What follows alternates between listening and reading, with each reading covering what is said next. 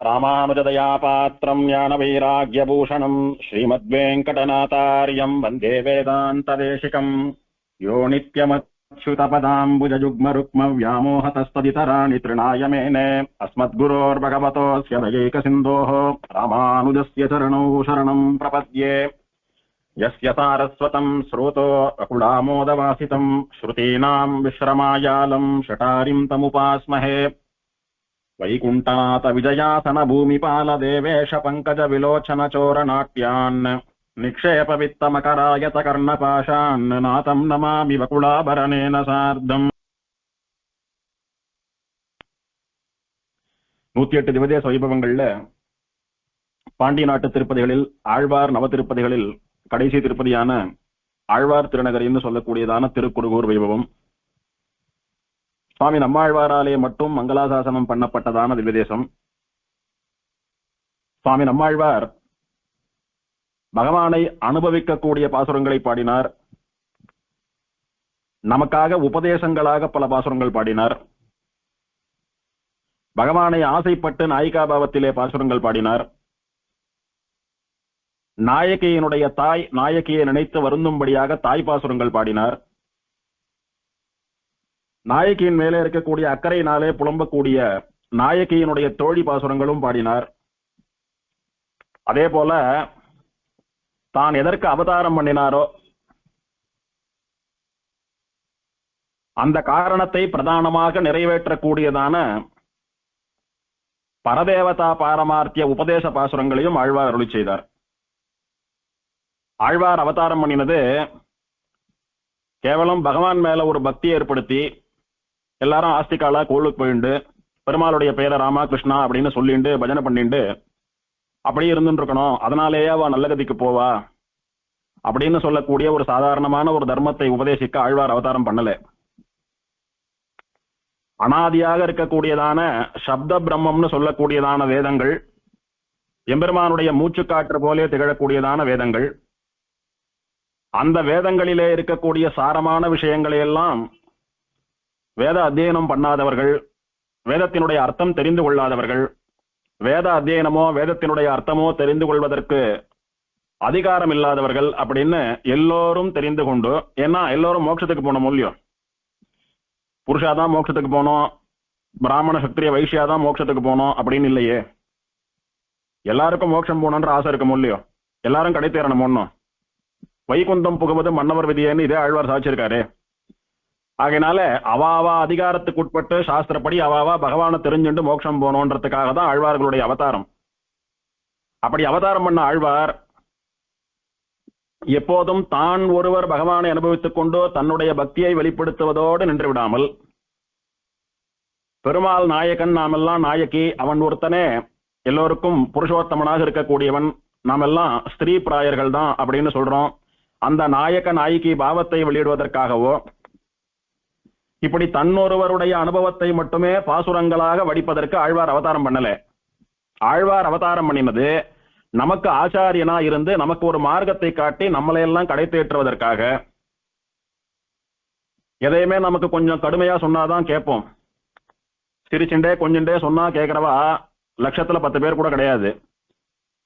ஆச்சாரியன் அப்படின்னா ஒரு மிடுக்கோட ஒரு காம்பீரியமா சொன்னாதான் கேட்போம்.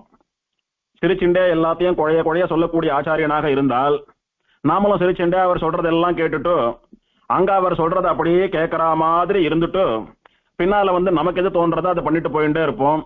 நாம நினைச்சுக்கிறோம் ஆச்சாரியனிடத்துல போறச்ச அவர் சொல்றதை கேட்பது போல பவ்யமா இருக்கிற மாதிரி இருக்கிறதுனாலயே ஆச்சாரியன் நம்மள நம்பிட்டு இருக்கார், அது ஒன்னே போறோம்னு நினைச்சுட்டு இருக்கோம். ஆனால் எம்பெருமான் பார்த்து கொண்டிருக்கிறான். அந்த ஆச்சாரியனுக்கும் அந்தர்யாமியான எம்பெருமான் பார்த்துட்டு இருக்கான். ஆச்சாரியன் நம்மளாட்டமா மனுஷ சரீரத்தில் இருக்கக்கூடிய ஒரு சாதாரணவர் தானே அப்படின்ற எண்ணம் என்னைக்குமே கூடாது. ஏனால் பீதகவாடை பிரானார் பிரமகுருவாகி வந்துன்னு பகவானே ஆச்சாரியன் வடிவிலே இருக்கிறான். சுவாமி ராமானுஜருக்கு திருவரங்க பெருமாளரையர்னு சொல்லக்கூடிய ஆச்சாரியரிடத்திலே சரமோபாய நிஷ்டை அல்லது அந்திமோபாய நிஷ்டைன்னு சொல்லக்கூடியதான ஒரு கிரந்தம் காலக்ஷேபமாகி இருக்கு. அவர் ஆளவந்தாருடைய திருமேனி சம்பந்தமுடைய ஆச்சாரியர். திருவரங்க பெருமாளரையருக்கு ஆளவந்தாருடைய திருமேனி சம்பந்தமும் உண்டு, திருவடி சம்பந்தமும் உண்டு. ஆழ்வார் திருவரங்க பெருமாளரையர்னு முழு திருநாமம் அவருக்கு. அவர் தான் அருளி செயல்கள் ஆழங்கால் பட்டு அரையர் சேவையெல்லாம் முதல்ல ஆரம்பித்து வைத்து ஏற்படுத்தின மகான். ஸ்ரீமன் முனிகளை கொண்டு ஸ்ரீமன் முனிகள் வம்சம் அப்படியே மேலையகத்தாழ்வான் கீழையகத்தாழ்வான் வழியா பரவி ஓரளவுக்கு அரையர் சேவைன்னு சொல்லக்கூடியது நம்பெருமாள் முன்னே அரங்கேன்னு சொன்னா இந்த ஆழ்வார் திருவரங்க பெருமாளரையர் காலத்துலதான். அதனால அந்த இசையோடு கூட திவ்ய பிரபந்தத்தை பாடி தேவ பெருமாளை மயக்கி எப்படியான ராமானுசர ஸ்ரீரங்கத்துக்கு அழிச்சுட்டு வந்துடணும்னு சொல்லி அந்த அரையரை தான் ஸ்ரீரங்கத்திலேருந்து காஞ்சிபுரத்துக்கு அனுப்பினான். அவர் ஸ்தோத்திரங்களையும் பாசுரங்களையும் தேவ பெருமாள் முன்னே அபிநயித்து அரையர் சேவையா பாடினார். அதுல மகிழ்ந்த தேவ பெருமாள் தான் நம்மி ராமானுசனை தந்தோம் அப்படின்னு தன்னுடைய குழந்தையான ஸ்ரீபாஷ்யக்காரரை நம்பெருமாளுக்காக தியாகம் பண்ணின பெருமாள். அதனால சம்பிரதாயத்துல காஞ்சிபுரத்திற்கு தியாக மண்டபம்னு பேரு. சுவாமி எம்பெருமானார் என்ன, சுவாமி தேசிகன் என்ன, இவாளையெல்லாம் தானே பெற்று வளர்த்து ஆளாக்கி சம்பிரதாயத்துக்கு தலைவர்களாக ஆக்கினது மட்டுமல்லாமல் ஸ்ரீரங்கத்திலிருந்து நம்பெருமாளை சேர்ந்தவா கேட்ட போது தியாகமும் பண்ணின பெருமாள். அதனால தியாக மண்டபம் அப்படின்னு காஞ்சிபுரத்துக்கு பேரு. தியாகமே வடிவெடுத்த மூர்த்தி தேவப்பெருமாள். அந்த ஆழ்வார் திருவரங்க பெருமாள் அரையரிடத்துல சுவாமி ராமானுசர் காலக்ஷேபம் கேட்டார். அதனுடைய சாரம் என்ன அப்படின்னா, பகவானே நமக்கு ஆச்சாரியனா வரான் அப்படின்றதுதான் சாரம். பகவானே நம்மள நல்ல கதிக்கு அனுப்புறதுக்காக ஆச்சாரியனா வரான். அதனால ஆச்சாரியனை சாட்சாத் சர்வேஸ்வரன் அப்படின்னு நினைச்சுட்டு இருக்க வேண்டியது அப்படின்னு தான் சாரம். அதற்கு அது எப்படி சொல்லுவா சம்பிரதாயத்துல பிராச்சீன வழக்குலன்னா, படுத்து உறங்கும் பெருமாளே உலாவும் பெருமாளாய் வந்தார். திருவரங்க பெருமாளரையர் எம்பெருமானார் இவெல்லாம் இருந்தது ஸ்ரீரங்கம்.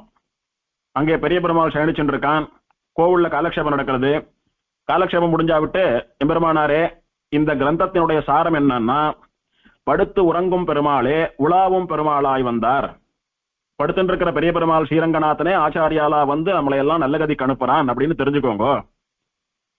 ஆச்சாரியன் வடிவத்திலே இருக்கக்கூடிய எம்பெருமான், அதாவது நம்முடைய ஆச்சாரியனிடத்திலே பகவானுக்கு சமானமானதான பக்தி இருக்க வேண்டும். அது எப்படி சுவாமி? பெருமாளிடத்துல இருக்கிற பக்தி நம்மளாட்டம் மனுஷ சரீரத்துல இருக்கிற ஒரு சுவாமி, நம்மளை விட வயசுல ஆச்சார அனுஷ்டானத்துல ஞானத்துல பெரியவர் தான் இல்லைன்னு அவரிடத்துல குருன்னு ஒரு பக்தி வருமே ஒழிய பகவானுக்கு சமானமான பக்தி எப்படி வரும் அப்படின்னா, அதுக்குதான் காலக்ஷேபம் கேட்கணும். ஆச்சாரியன் நம்மளை பெருமாள் திருவடியில சேர்ப்பிக்கலன்னா நமக்கு மோட்சம் கிடைக்காது. ஏன் நானே பக்தி யோகம் பண்ணி அனுஷ்டிச்சுட்டு போறேனே அப்படின்னா, பக்தி யோகம்னா என்ன, அதுல என்னென்ன சிக்கல்கள் உண்டோ, எத்தனை காலத்துல அது பலன் கொடுக்கும் அப்படின்னு எல்லாம் முழுசா தெரிஞ்சுட்டு யோசிச்சு பார்த்தோம்னா தலை சுத்தி போயிடும். நமக்கெல்லாம் சுலபமான உபாயம், அதுவும் இந்த கரால கலியில சுலபமான உபாயம் சரணாகதி தான் அப்படின்றத ஆழ்வார் ஆச்சாரியர்கள்லாம் ஸ்திரமா ஸ்தாபிச்சா. அதனால அந்த வழியில போகக்கூடியதுதான் நமக்கு சிறந்தது, உகந்தது. அதை விட்டுட்டு நானே இறங்கி ஆராய்ச்சி பண்ணி பார்க்கறேன்னு ஆழங்கால் பட்டு போனா பல ஜென்மங்கள் வீணானது, வியர்த்தமானது தான் நேரும். ஒரு உத்தமமான ஆனந்தம் ரொம்ப சுலபமா கிடைக்கிறதுக்கு ஒரு வழி உண்டு. இன்னொன்னும் ரொம்ப பெரிய வழி, அப்படி இப்படி சுத்திண்டு பல காலம் கழித்து அந்த இடத்துக்கு சேரக்கூடிய வழி. அந்த வழிதான் எப்படி இருக்குன்னு பார்த்துடுறேனே அப்படின்னு போகக்கூடியவன் விவேகி அல்ல. நல்ல தெளிந்த ஞானத்தோட இருக்கக்கூடிய விவேகி உத்தமமான பலனை எப்படி சுலபமா பெறலாம், எவ்வளவு சீக்கிரம் பெறலாம்னு தான் பார்ப்பான். அத்தனை காலம் ஆனந்தமா இருக்கிறதே இந்த ஜென்மாவில இருந்து ஆரம்பிக்கட்டுமே. இன்னும் எத்தனையோ ஜென்மாக்கள் கழித்து பக்தி யோகம் பலன் கொடுத்து அப்ப நான் போய் ஆரம்பிக்கிறது என்னத்தை? அதுக்குள்ள எத்தனை ஜென்மாக்கள்ல நான் பாடுபடுவேன். ஒருவேளை இந்த பக்தி யோகத்தை என்னால வரக்கூடிய ஜென்மங்கள்ல தொடர முடியாம போயிடுத்துன்னா அத்தனை பண்ணி நடுவுல நிறுத்திட்டேனானா? ஏதோ நல்ல பிறவி கிடைக்குமே, புண்ணியமான பிறவி, போகங்களை அனுபவிக்கக்கூடிய பிறவி கிடைக்குமே ஒழிய மோட்சம் சித்திக்காதே. அதனால பலதையும் யோசிச்சு பார்த்துதான் வேதம், பக்தி யோகம், பிரம்ம வித்யைகள் இதெல்லாம் நல்லா ஆழங்கால் பட்டு அனுபவித்து தெரிந்து கொண்ட ஆச்சாரியர்களான சுவாமி ராமானுஜர், சுவாமி தேசிகன் முதலான ஆச்சாரியர்கள் தான் ஆழ்வார்கள் காட்டி கொடுத்தபடி நமக்கு சரணாகதி தான் சுலபமான உத்தமமான உபாயம்னு காட்டி கொடுத்திருக்கா. அதனால அதுலயே நிக்க வேண்டியதுதான் நமக்கு அழகு. அவ எப்படி இருக்கணும்னா ஆச்சாரியனை சாட்சாத் பெருமாளா நினைக்கணுமா. ஏன்னா இத்தனை ஜென்மாக்கள் கிடைக்குமா கிடைக்காதான்னு கூட தெரியாமல் கஷ்டப்பட்டு இருக்கிற பக்தி யோகத்தை பண்ணி அடையக்கூடிய மோட்சத்தை எந்த ஒரு முயற்சியும் இல்லாமல் வெறுமை விழுந்து சேவிச்சுருக்கிறதுனாலேயே வேத மந்திரங்களை கொண்டு துவயமகா மந்திரத்தை கொண்டு அனுஷ்டிக்கக்கூடிய அந்த க்ஷணகால வியாபாரத்தினாலேயே, அந்த சிறு காரியத்தினாலேயே அத்தனை பெரிய பலனான மோட்சத்தை ஒருவர் நமக்கு பெற்றுத் தருகிறார் என்னால் அவர் சாட்சாத் பகவானாக இல்லாமல் வேறு யாராக இருக்க முடியும்? ஆகையினாலே ஆச்சாரியர்கள் எல்லாம் பகவானுடைய அனுப்பிரவேச அவதாரங்கள். அவாவ ஆச்சாரியனுக்குள்ள பெருமாள் இருக்கார் அப்படின்றதுதான் விஷயம் அப்படின்னு அந்த சுவாமி சாதித்தார். அந்த மாதிரி ஆச்சாரியன் அப்படின்னா கடுமையா சில விஷயங்களை சொன்னாதான் கேட்போம். இல்லைன்னா அவரை ஏமாத்துறதா நினைச்சுட்டு நாம ஸ்மார்ட்டா இருக்கிறதா நினைச்சுட்டு நம்மளே ஏமாத்திப்போம். ஆச்சாரியனுக்கு நம்மால் ஆக வேண்டிய காரியம் ஒண்ணுமில்லை, பெருமாளுக்கும் நம்மளால் ஆக வேண்டிய காரியம் ஒண்ணுமில்லை. ஆச்சாரியனால நமக்கு தான் காரியமாகணும், பெருமாளால நமக்கு தான் காரியமாகணும். நம்மால ஆச்சாரியனுக்கும் பெருமாளுக்கும் ஒரு மகிழ்ச்சி. என்ன மகிழ்ச்சின்னா, சரணாகதி பண்ணின்ற ஜீவன் நாளைக்கு வைகுண்டத்துக்கு போச்சானா அது பெருமாள் சன்னதியில நிக்கிறச்ச இந்த சரணாகதி அனுஷ்டித்த ஆச்சாரியன் நம்ம பண்ணின முயற்சி பலன் கொடுத்துடுத்து, நாம பரநியாசம் பண்ணி வைத்த சிஷ்யன் பெருமாள் திருவடிக்கு வந்துட்டான், நம்ம முயற்சி பலிச்சது அப்படின்னு சந்தோஷப்படுவார். பெருமாள் எத்தனை ஜென்மாவா இந்த ஜீவன் அப்படியே உழண்டு இருந்தது, இப்ப ஏதோ இந்த சுவாமியினுடைய அனுகிரகத்தினால இங்க வந்திருக்கேன்னு சொல்லி ரொம்ப நாள் குழந்தைய பிரிந்த தாயாரானவள் சந்தோஷப்படுவது போல சந்தோஷப்படுவான். அந்த ஒரு சந்தோஷத்தை தவிர மற்றபடி பெருமாளாலும் ஆச்சாரியாலும் நமக்கு தான் லாபமே ஒழிய நம்மளால அவளுக்கு ஒன்றும் பெருசா லாபம் இல்லை. அதை நாம புரிஞ்சுக்கணும். ஆச்சாரியனை ஏமாத்துறதா நினைச்சுட்டு நம்மள நாமளே ஏமாத்திக்கிறதுன்றது சரியில்லை. ஏன் இத்தனை சொல்றேன் அடியன் அப்படின்னா, பேசாம கண்ணை மூடிண்டு பெருமாள் பெருமாள் அப்படின்னு ஊருகி பக்தி பண்ணிட்டு இருந்த நம்மாழ்வார் பராங்குஷ நாயகியா மாறி நாயக்கனை எப்படி அனுபவிப்பேன்னு ஸ்திரீ பாவத்திலிருந்து நாச்சியாரை போல அனுபவித்துக் கொண்டிருந்த நம்மாழ்வார் வந்த அவதார காரியத்தை எப்படி சொல்லி பார்த்தாலும் இவாளுக்கு புரியலையே. நாம அவதாரம் பண்ணி நாம வாழற ஊர்ல நமக்கு முன்னாலேயே என்னென்னமோ பண்ணிட்டு இருக்காளே. சொன்னால் விரோதம், இது சொன்னா கோபம் வரும் இவாளுக்கு, சொன்னா பிடிக்காது. ராமாவதார கதை, கிருஷ்ணாவதார கதை, பெருமாள் அப்படி பண்ணார் இப்படி பண்ணார் அப்படின்னு ஜெனரலா கதை சொல்லிட்டு போனா, ஆஹா என்ன மாதிரி சொல்றாரு இந்த சுவாமின்னு சிரிச்சுட்டே கேட்பா. இத்த பண்ணாதே அத்த பண்ணாதேன்னு சொன்னா இவாளுக்கெல்லாம் ஆகாது, கோபம் வரும், ஆக்ரோஷம் வரும். 2 நாள் உபன்யாசத்துக்கு வரமாட்டா, வரலன்னாலும் பரவாயில்ல. ஆகிலும் சொல்லுவன் கேன்மினோ, சொன்னால் விரோதம், இது சொன்னா உங்களுக்கு எல்லாம் பிடிக்காது. ஆகிலும் சொல்லுவன். ஏன் ஆழ்வார் இப்படி பிடிக்காத விஷயத்த சொல்றாரு அப்படின்னா, நமக்கு எந்த நல்லதுதான் பிடிச்சிருக்கு சுவாமி, எந்த நல்லது நமக்கு பிடிச்சிருக்கு. யார் நல்லது சொன்னாலும் நமக்கு பிடிக்காது. அதுக்காகவே அவதாரம் பண்ண ஆழ்வார் பெருமாள் சுவாமி இவாளெல்லாம் திருத்தி பணிகொள்ளணும்னு தான் நீங்க அனுப்பினீங்க. ஆனா இங்க வந்து பார்த்தா இவாளெல்லாம் வேற மாதிரி இருக்கா, நீங்க தப்பா நினைச்சுக்காதீங்க, இவாளுக்கெல்லாம் இப்படி இருக்காதீங்க அப்படி இருங்கன்னு சொன்னா கோவம் வரும். அப்புறம் என்னை இவாளெல்லாம் மதிக்க மாட்டா, என்னை சேவிக்க மாட்டா, ஆழ்வார்னா இவாளுக்கு இருக்கிற பக்தி போயிடும். அதனால தப்பா நினைச்சுக்காதீங்க, நான் இதெல்லாம் சொல்லல, நான் வந்த மாதிரி இருந்து யாருக்கும் எதுவும் சொல்லாம அப்படி 4 பாசுரத்தை பாடி காலம் தள்ளிட்டு மண்டை வந்துடுறேன் அப்படின்னு சொல்றவரல்ல ஆழ்வார். பகவானுடையதான நியமனம் இது. மற்ற தேவதைகளினுடைய சிறுமையையும் தன்னுடைய பெருமையையும் பாகவதாலான ஸ்ரீவைஷ்ணவாளுடைய பெருமையையும் பாகவதர் அல்லாதவர்களுடைய சிறுமையையும் லோகத்திலே தெரியப்படுத்தி எது உத்தமமான மார்க்கமோ அந்த மார்க்கத்திலே இழியச் செய்து அவ இந்த ஜென்மத்திலேயே மோட்சத்துக்கு வரும்படியாக அவர்களை தயார் பண்ணுங்கள் அப்படின்னு சொல்லிதான் ஆழ்வார்களை பெருமாள் நியமிச்சு அனுப்புறான் பூமிக்கு. அதோடு கூட தானும் அவர்களுக்குள்ளே அனுப்பிரவேசமா இருந்து அவ சரீரத்துல பெருமாளும் வந்து உட்கார்ந்துட்டு இருக்கான். இப்படி ஒரு நித்தியசூரி பெருமாள் இவாள்லாம் சேர்ந்து வந்து அவதாரம் பண்ணி அதையும் நமக்கு கேட்கறதுக்கு கஷ்டமா இருக்கு. அப்படின்னா யார் அதனால பயனடைகிறாளோ, யார் அதை சரியா புரிஞ்சுக்கிறாளோ, யாருக்கு அந்த பக்குவம் வாய்க்கிறதோ அவ நல்ல கதிக்கு போகட்டும். அப்படி வாய்க்காதவர்களுக்கு விதி விட்ட வழி ஆறுதுன்னு ஆழ்வாரே சாச்சுட்டார். அவரவர் விதி வழி அடைய நின்றனரே, அவரவர் விதி வழி அடைய நின்றனரே.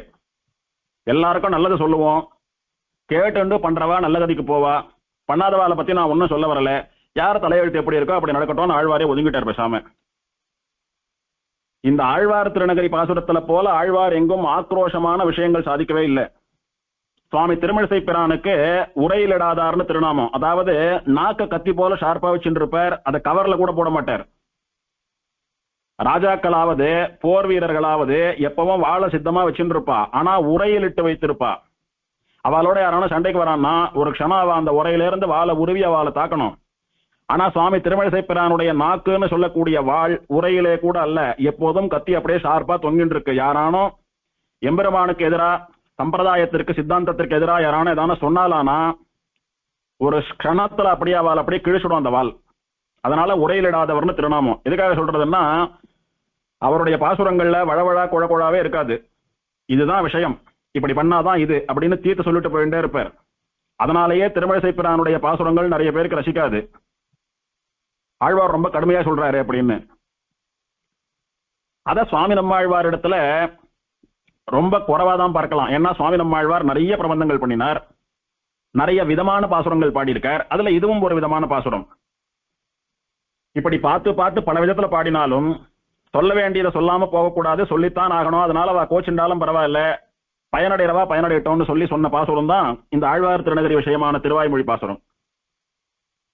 ஸ்ரீமத் ரகசிய திரைசாரத்துல சுவாமி தேசிகன் பரதேவதா பாரமார்த்தியாதிகாரம்னு 6வது அதிகாரம் சாதிக்கிறார். எது பரம்பொருள்னு தெரிஞ்சுக்கோ. நீ இந்த சமாசிரயணத்தை பண்ணிண்டு ரகசிய மந்திரங்களை உபதேசமா வாங்கிண்டு அதை ஜபிச்சுண்டு உனக்குன்னு சில கொள்கைகள் எல்லாம் வச்சுட்டு ஒரு ஸ்ரீ வைஷ்ணவன்னா இப்படிதான் வாழணும்னு இத்தனை ரெஸ்ட்ரிக்ஷன்ஸ் வச்சுட்டு இருக்கியே, இதெல்லாம் எதுக்காக? ஒருத்தர் ஒரு மாதிரி வாழறா, நான் இந்த மாதிரி வாழ்ந்துட்டு போறேன்னு சொல்லக்கூடிய ஒரு சின்ன வித்தியாசம் தானா அதுல? அப்படி இல்ல. பரம்பொருளான ஸ்ரீமன் நாராயணனை அடைவதற்கு எது பரம்பொருளோ அதை அடைய வேணும் என்னால் எது பரம்பொருள்னு முதல்ல தெரிஞ்சுக்கணும். இதுதான் பரதெய்வம், இதுதான் வசந்த தெய்வம்னு சொல்றீங்களே சுவாமி, அப்ப மற்ற தெய்வங்கள்லாம் எப்படி தாழ்ந்தவான்னு சொன்னா அந்த தாழ்ச்சியையும் புரிந்து கொள்ள வேணும். அதுக்காக பரதேவதா பாரமார்த்தியம், எது பரம்பொருள் என்று தெரிந்து கொள்வது ரொம்ப முக்கியம். அந்த ஞானம் இல்லாதவன் உலகத்தில் வாழ்வதற்கு அதிகாரம் இல்லாதவன் அப்படின்னு ஆண்டாள், ஆழ்வாராச்சாரியால் எல்லாம் தெரிவிக்கிறார். ஸ்ரீரங்கத்துல சுவாமி பராசர பட்டர் காலக்ஷேபம் சாதிச்சுருக்கார். சுவாமியினுடைய திருமாளிகை ரங்காரங்கா கோபுரத்தை ஒட்டி இருக்கக்கூடியதான உத்தரவீதியில் இருக்கக்கூடியது, தெற்கு உத்தரவீதி சுவாமியினுடைய திருமாளிகை. அப்போ சுவாமி ஆத்து கூடத்துல திருமாளிகை கூடத்துல உட்கார்ந்து காலக்ஷேபம் சாதிச்சுட்டு இருக்காரு. வாசல்ல தினம் ஒரு ஸ்ரீ வைஷ்ணவர் உஞ்சவிருத்தி பண்ணிட்டு போவார். 12 திருவன்காப்பு சாத்திண்டு உஞ்சவிருத்தி போவார். அப்போ பட்டராத்து வாசல்லே வந்து பவதி பிக்ஷாம் தேகின்னு நிப்பர். அவர் நிக்கிறச்சா அந்த குரல் கேட்டுதானா காலக்ஷேபம் சாதிச்சுட்டு இருக்கிற பட்டர் ஒரு நிமிஷம் காலக்ஷேபத்தை நிறுத்திட்டு எழுந்து நின்று அவரை பார்த்து கையை கூப்பிட்டு உட்கார்ந்துப்பார் திரும்ப. இது ரொம்ப நாள் தொடர்ந்துட்டே இருந்தது. ஒரு நாள் சிஷ்யாலாம் பராசர பட்டரை கேட்டா, சுவாமி தேவரீர் பெரிய ஆச்சாரியர், பெருமாளோட நேர பேசக்கூடியவர், ஒரு சிஷ்யன்னா எப்படி இருக்கணும், ஒரு ஆச்சாரியன்னா எப்படி இருக்கணும்னு ரெண்டுத்துக்கும் லட்சண பூதராக திகழ்ந்த கூரத்தாழ்வானுடைய குமாரர். ஸ்ரீரங்கநாச்சியாருக்கும் பெரிய பெருமாளுக்கும் தத்து பிள்ளையாட்டமா தேவரீர். சம்ஸ்கிருதத்திலும் தமிழிலும் பெரிய ஞானி, நிறைய கிரந்தங்கள் எல்லாம் அருளி செய்திருக்கீர், பெரிய மகாத்மா. ஒரு ஆச்சாரியன், ஒரு பரமைகாந்தி, ஒரு பண்டிதன் எப்படி இருக்கணுமோ அதுக்கு அடையாளம். அவர் ஒன்னும் தெரியாம வாசல்ல உஞ்சவிருத்தி பண்ணி காலந்தல் இருக்கிறவர், அவருக்கு ஒன்னும் விஷயமே தெரியாது. ஒரு நாள் காலக்ஷேபம் கேட்டவர் அல்ல, காலக்ஷேபம் சாதிக்கக்கூடிய அளவுக்கெல்லாம் அவரை யோசிச்சு பார்க்க கூட முடியாது. ஒரு சாதாரண பிராமணர், வயிற்று பொழப்புக்காக உஞ்சவிருத்தி பண்ணிட்டு இருக்கார். அவரை பார்த்து எழுந்து நின்று நீங்க காலக்ஷேபத்தை நிறுத்திட்டு கையை கூப்ப வேண்டிய அவசியம் என்ன அப்படின்னு சிஷ்யா கேட்கிறா சந்தேகமா பட்டர் இடத்துல. அப்போ இதுக்கான பதில உங்களுக்கு நாளைக்கு புரிய வைக்கிறேன்னாராம் பட்டர். மறுநாள் காலக்ஷேபம் ஆயிட்டே இருக்கு. வாசல்ல அந்த சுவாமி வந்தார், உஞ்சவிருத்திக்காக வந்து நிக்கிறார். அவர் குரலை கேட்ட உடனே பட்டர் எழுந்து வாசலுக்கே போயிட்டார். அன்னைக்கு சிஷ்யாலாம் பின்னாடியே போனா, சுவாமியை எழுந்து போறாரு, ஏதோ காட்டுறேன்னாருன்னு பின்னாடியே போனா என்ன நடக்கிறதுன்னு பாக்கலாம்னு. அந்த உஞ்சவிருத்தி பண்றதுக்காக வந்த பிராமணர் இருக்காரு, அவர் ஒன்னும் பெருசா சாஸ்திர வாசிச்சவர் காலக்ஷேபம் பண்ணவர் அப்படி எல்லாம் கிடையாது. சாதாரண பிராமணர், பாவம் ஒன்னும் தெரியாது பாவம். ஆச்சார அனுஷ்டானத்தோட இருந்துட்டு உஞ்சவிருத்தி பண்ணிட்டு சாப்பிட்டு இருக்கிற சுவாமி அவரிடத்துல ஒரு கேள்வி கேட்டார் பட்டர். சுவாமி, எது பரதேவதை, எது பரம்பொருள், எது எல்லாத்துக்கும் மேலான தெய்வம் அப்படின்னு எனக்கு ஒரு சந்தேகம், நீங்க பதில் சொல்ல முடியுமா? பாக்குறதுக்கு வயசுல பெரியவரா இருக்கீர், நானும் எத்தனையோ புஸ்தகங்கள்லாம் பார்த்துட்டேன், எத்தனையோ சாஸ்திரங்கள்லாம் வாசிச்சுட்டேன், எனக்கு தெரியல, எது பரதெய்வம்னு சொல்ல முடியுமான்னு கேட்டார். கேட்ட உடனே வந்தது கோவம் அந்த பிராமணருக்கு, அந்த ஸ்ரீ வைஷ்ணவருக்கு. கையில இருக்கிற உஞ்சவர்த்தி சொம்ப ஓங்கி கோவில் மதில் சவத்து மேல அடிச்சாராம், தூக்கி டங்குன்னு போட்டாராம் சொம்ப. என்னது, என்ன வார்த்தை கேட்டீர் நீர்? எது பரதெய்வம்னு கூட தெரியாமையா இத்தனை சிஷ்யாலு காலக்ஷேபம் சொல்லிட்டு இருக்கீர்? படுத்துட்டு இருக்கிற ரங்கநாதன் தான் பரதெய்வம்னு கூட தெரியாமையா நீர் ஆச்சாரியம் பண்ணிட்டு இவ்வளவு பெரிய சுவாமியா காலக்ஷேபம் சாட்சின்னு இருக்கீர்? அது கூட தெரியாத உம்மிடத்திலேயே நான் கை நீட்டி இத்தனை நாள் பிக்ஷை வாங்கி சாட்டேன் அப்படின்னு கோபமா அந்த உஞ்சவர்த்தி சொம்பு, ஒரே சொம்பு 1008 சொட்டை இருக்கக்கூடிய பழைய சொம்பு தூக்கி ஒரு அடி அடிச்சார். பராசர பட்டர் ஆடி போயிட்டார். இவருக்கு பரதேவதா பாரமார்த்திய ஞானம் இருக்கிறது அப்படின்ற ஒரு காரணத்துக்காகத்தான் ஆச்சாரியரான பராசர பட்டரே இவர் ஆத்து வாசல்ல வந்து நிக்கிறச்ச அவர் அவமதிக்காம எழுந்து நின்று கையை கூப்புவர். இப்போ அந்த சுவாமியை சாந்தப்படுத்தினார் பட்டர். சுவாமியை நான் மன்னிச்சுடுங்க, பரதேவத்தை எதுன்னு தெரியாம அடியேன் உங்களை கேட்கல. அடியேன் ராமானுஜர் முதலான பெரிய ஆச்சாரியாலை எல்லாம் சேவித்திருக்கிறேன், அவளுடைய அனுகிரகத்தை எல்லாம் பெற்றிருக்கிறேன். எங்க அப்பா கூறத்தாழ்வான் சாட்சாத் ராமானுஜருடைய சிஷ்யர், அவரிடத்துல பாடம் கேட்டிருக்கேன். ராமானுஜருடைய திருமேனி சம்பந்தமுடைய எம்பாரிடத்துல பாடம் கேட்டிருக்கேன். திருக்குறுகை பிரான் பிள்ளான் கிடாம்பியாச்சான் முதலான மகான்கள் இடத்துல எல்லாம் பாடம் கேட்டிருக்கேன். அதனால அடியனுக்கு பரதேவத்தை எதுன்னு தெரியாம இல்ல. இந்த காலக்ஷேபம் கேட்கிற குழந்தைகள்லாம் ஏதோ சம்ஸ்கிருதத்துல பேசுறதும் நிறைய விஷயங்கள் தெரிஞ்சு வச்சுட்டு இருக்கிறதும் சாஸ்திரம் தெரிஞ்சுட்டு இருக்கிறதும் உபன்யாசம் பண்றதும் காலக்ஷேபம் பண்றதும் தான் பெரிய ஞானம். அது இல்லாதவாளுக்கு ஒன்னும் தெரியாதுன்னு தப்பா நினைச்சுட்டு இருக்கா. இத்தனை காலக்ஷேபம் பண்ணி இத்தனை உபன்யாசம் கேட்டு இத்தனை பாசுரங்கள் சேவித்து கோவில் கோலா சேவா காலத்துக்கு போறேன், இங்க போறேன் அங்க போறேன்னு எல்லாம் சொல்லிட்டு எது பரதெய்வம்னே தெரியாம இருக்கிறத விட ஒரு ஞானமும் வேண்டாம், ஒரு காலக்ஷேபமும் பண்ணியிருக்க வேண்டாம், ஒரு உபன்யாசத்துக்கும் போய் ஒரு 10 நிமிஷம் உட்கார வேண்டாம், பிரபந்தம் தெரிய வேண்டாம், வேதம் தெரிய வேண்டாம், ஒன்னும் தெரிய வேண்டாம். ஏதோ பிராமணனா பிறந்தோன்றதுக்கு பிராமணனுக்குரிய அனுஷ்டானங்களை முக்கியமான குறைந்தபடியான அனுஷ்டானங்களை மட்டுமாவது தவறாம பண்ணிட்டு ஸ்நானம் சந்தியாவந்தனம் நெத்தி கட்டுக்கிறது ஜபம் அது வரைக்குமாவது பண்ணிட்டு பாவம் எல்லாம் பண்ணாம தப்பா வாழாம சாஸ்திரம் சொன்ன விதியில ரொம்ப சுருக்கமா ரொம்ப சுலபமா சிம்பிளா வாழ்ந்தாலும் போறோம். எது பிரதானம் அப்படின்னா எவன் பரம்பொருள் என்பதை தெரிந்து வைத்திருக்கக்கூடிய ஞானம் பிரதானம். எத்தனை வாசி எத்தனை பெரிய பண்டிதனா இருந்தாலும் அந்த ஞானம் இல்லாமல் பாக்குற இடத்துல எல்லாம் கண்ணத்துல போட்டுக்கிறது பிரயோஜனம் இல்லை. பாக்குறவா காலில் எல்லாம் உழுந்து அவ போட்டோவெல்லாம் வச்சு சேவிக்கிறது பிரயோஜனம் இல்லை. நீர் ஒண்ணுமே தெரிஞ்சுக்கலன்னாலும் பரதேவத்தை எதுன்னு கேட்ட உடனே வந்தது பாரு உமக்கு கோபம், உம சாட்சாத்தா விழுந்து சேவிக்கிறேன் சுவாமின்னு பெட்டர். அப்போதான் இந்த குழந்தைகள் எல்லாம் தெரிஞ்சுண்டா நாம எத்தனை அகங்காரமா சுவாமின்ற இந்த கேள்வியை கேட்டோம். இதுல இருந்து என்ன தெரிகிறது, எத்தனை வருஷம் வாசிச்சாலும் எது பரதெய்வம்னு தெரிந்து கொள்ளக்கூடியதான நிஷ்டை தெரிஞ்சுக்கிறது முக்கியம் இல்ல. நாம எவ்வளவு ஸ்மார்ட் அப்படின்னா அது ஓகே சுவாமி பெருமாள் தான் பரதெய்வம்னு ஆழ்வார்கள்லாம் சொல்றா, சாஸ்திரங்கள்லாம் சொல்றது அதெல்லாம் தெரிஞ்சுட்டு இருக்கோம் சரி. அதே நேரத்துல இந்த கிழமை இங்க போயிட்டு வரேன், அந்த கிழமை அங்க போயிட்டு வரேன், இவா காலில் விடுறேன் அவா காலில் விடுறேன் அப்படின்னு சொல்லி ரெட்ட வேஷம் போடுறோமே அது கூடாதுன்னு சொல்றாரு ஆழ்வார். ஏன் கூடாதுன்னா நம்முடைய ஆச்சாரியனை மனுஷனா நினைச்சுண்டு அவர் என்ன பின்னாடியே வந்து பார்க்கவா போறாருன்னு நாம எதை வேணாலும் பண்ணலாம், நாம ஸ்மார்ட் அப்படின்னு நினைச்சுண்டு. ஆனால் திக்பாலகா பார்த்துட்டு இருக்கா, அஷ்டதிக் பாலகாலம் பார்த்துட்டு இருக்கா, அவா சாட்சி. நமக்குள்ள இருக்கிற அந்தர்யாமி பெருமாள் சாட்சி. என்னைக்கு பெருமாள் திருவடியில சரணாகதி பண்ணிண்டோமோ அன்னைக்கு என்ன சொன்னோம், எம்பெருமானே உனக்கு எதெல்லாம் பிடிக்குமோ அதை மட்டுமே பண்ணுவேன், உனக்கு எதெல்லாம் பிடிக்காதோ அதை பண்ணவே மாட்டேன்,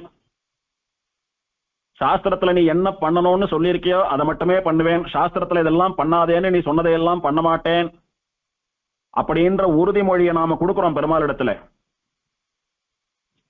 நமக்காக ஆச்சாரியன் சொல்றார், அல்லது உக்தி நிஷ்டையா பண்ணிக்கிறவா அவளே சொல்றா, ஆச்சாரியன் சொல்லி கொடுக்க அந்த வாக்கியங்கள் அவளே சொல்றா. அல்லது நான் சேவிச்சுட்டு இருக்கேன் ஆச்சாரியன் பண்ணிக்கிட்டோம்னா கேவலம் படுத்துட்டு சேவிச்சுட்டு இருக்கிறது, ஆச்சாரியன் சொல்ற வரைக்கும் எழுந்துக்காம இருக்கிறது மட்டும் சரணாகதி கிடையாது. அப்ப ஆச்சாரியன் என்னென்ன அனுசந்தானம் பண்றாரோ அதெல்லாம் வாழ்நாள்ல கடைபிடிக்கணும் நாம வாழ்நாள் முழுக்க. இந்த கண்டிஷன்ஸோட நமக்கு மோட்சம் தரேன்னு பெருமாள் ஒத்துக்கிறான். அதுதான் விஷயம். அதுக்குதான் ஆழ்வார்கள் ஆச்சாரியர்கள்லாம் இத்தனை பிரபந்தங்கள் இத்தனை ஸ்தோத்திரங்கள் இத்தனை கிரந்தங்கள் காலக்ஷேபம் உபன்யாசம் இத்தனை கட்டுக்கோப்பான அமைப்புகள்லாம் வச்சுக்கிறது அதுக்காகத்தான். கேட்கறது ஒண்ணும் நம்ம நடந்துக்கிறது ஒண்ணுன்றதுக்கு இதெல்லாம் சொல்லல ஆழ்வார்கள். அதனால இந்த விஷயங்களை எல்லாம் கடுமையா சொன்னா பிடிக்காது, இருந்தாலும் பரவாயில்ல சொல்றேன்னு ஆழ்வார் இறங்குறார். ஒரு பாசுரமும் திருமழிசை பிரானை ஞாபகப்படுத்தும். என்ன ரொம்ப சாந்த ஸ்வரூபியா குழந்தையாட்டமா இருந்த நம்ம ஆழ்வார் இப்படி மாறிட்டாரே அப்படின்னு நினைக்க தோணும். நினைச்சாலும் பரவாயில்ல நான் சொல்றேன்னு ஆழ்வார் முன்னுமே சொல்லிட்டார். சொன்னால் விரோதம் இது ஆகிலும் சொல்லுவன் கேண்மினோ, நீங்க கேட்டுதான் ஆனோம், கேட்டால் நல்லது அப்படின்னு ஆரம்பிக்கிறார். ஒன்றும் தேவும் உலகும் உயிரும் மற்றும் யாதுமில்லா அன்று நான் முகன் தன்னோடு தேவர் உலகோடு உயிர் படைத்தான் குன்றம் போல் மணிமாட நீடு திருக்குறுகூர் அதனுள் நின்ற ஆதிப்பிரான் நிற்க மற்ற தெய்வம் நாடுதிரே. நாம என்னென்னலாம் பண்றோம்னு பெருமாள் சர்வசாட்சியா இருந்து பார்த்துட்டு தான் இருக்கான். அவாவா நடந்துக்கிறதுக்கு தகுந்தபடிதான் பெருமாள் பலன் கொடுப்பான். நாம என்ன வேணாலும் பண்ணலாம், ஆனா பெருமாள் நமக்கு நல்லதே பண்ணுவான் அப்படின்னு நினைக்கிறது அது பெருமாளை ஏமாத்துறதல்ல, ஆச்சாரியனை ஏமாத்துறதல்ல, நம்மளை நாமளே ஏமாத்திக்கிறதுன்றத பல இடங்கள் ஆழ்வாராச்சாரியால் தெளிவா சாதிக்கிறார். அதுதான் இங்க சொல்ல வர்றார் சுவாமி. தேவும் தேவர்களும் உலகும், இந்த தேவர்கள் வசிப்பதற்கான தேவலோகம் என்ன, தேவலோகம் முதலான கந்தர்வலோகம், வித்வல்லோகம், அக்னிலோகம், வாயுலோகம் அப்படின்னு சொல்லக்கூடிய பல லோகங்கள் என்ன, தேவும் தேவர்களும் உலகும், தேவர்கள் எத்தனை வகை இருக்காலும் அத்தனை பேர் வசிக்கக்கூடிய உலகங்களும்,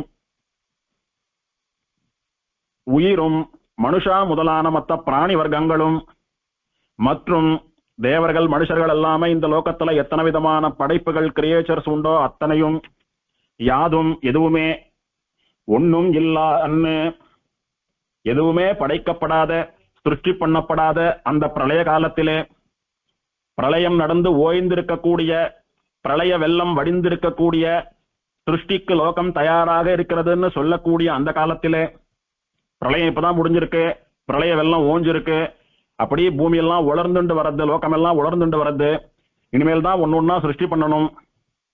இப்போ ஒரு தேவர்களும் சிருஷ்டிக்கப்படல, தேவர்களுடைய லோகங்கள் முதலான எந்த லோகங்களும் சிருஷ்டிக்கப்படல, மனுஷா பசு பிராணி பக்ஷி தாவரம் ஒன்னும் சிருஷ்டிக்கப்படல. அந்த சமயத்திலே நான்முகன் தன்னோடு பிரம்மாவோடு கூட தேவர் உலகோடு உயிர் படைத்தான். பிரம்மாவை படைத்தான், தேவர்களை படைத்தான், எல்லோரும் வசிப்பதற்குரிய எல்லா லோகங்களையும் படைத்தான். அந்த லோகங்களிலே வசிப்பதற்காக உயிர்களான பிராணிகள் நம்மளையும் படைத்தான். அவன் யாருன்னா நின்ற ஆதிப்பிரான். நின்ற ஆதிப்பிரான்னா என்ன அர்த்தம்? நின்ன திருக்கோலத்துல சேவை சாதிக்கிற பெருமாளா?